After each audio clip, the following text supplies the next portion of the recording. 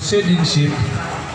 जोंनि कक्लाबारि देवल जात्रा कमिटिनि जि फोरबो हाबाफारियाव साब कमिटि हिसाबै बिबान मोननाय मानगोनां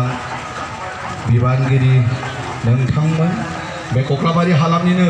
मानगोनां रायजो राजा लोगोसे मेलेमजिबि समाज सिबियारि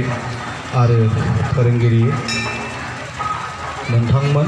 दिनैनि जि हाबाफारिखौ लानानै आंखौ बेखेवनो थाखाय आलासि महरै लेंहरबाय जोंनि देवल जात्रा कमिटि मानगोनां बिबानगिरिफोरनिसिम आंनि गोजोननायखौ गिबियावनो जासिहरग्रोबाय आरो गासैनिसिमबो आंनि अननाय आरो सिबिनायखौ जासिहरबाय। दिनै आं बे बेखेवनाय हाबाफारिनि आगोल फंनैसो बिबुंथि लाखिगोन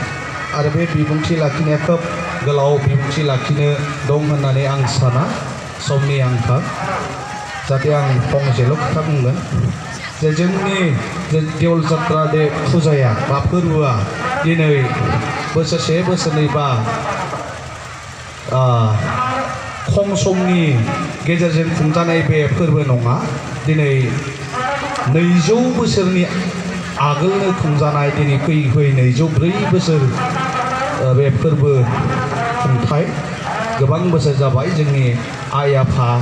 आफानि बिमा बिफा आबौ आबै आरो आबै आबौनिबो बिमा बिफानि दिननिफ्रायनो खुंबोजानाय जों मोनथिया जों जोनोमानो जायाखै जों दिनै बेवहाय जेसेबां रायजो राजाफोरा